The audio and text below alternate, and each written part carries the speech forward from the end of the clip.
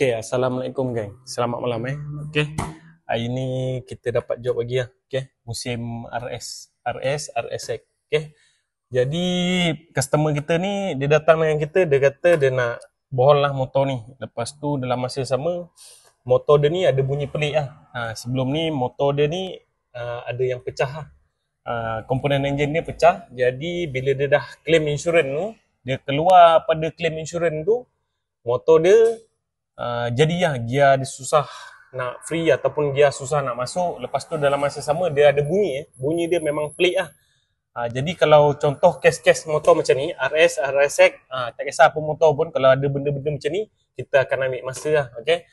Kalau misal kata contoh memang betul motor awak tu problem sikit-sikit ataupun nak bohol biasa, 2 hari kita boleh siap.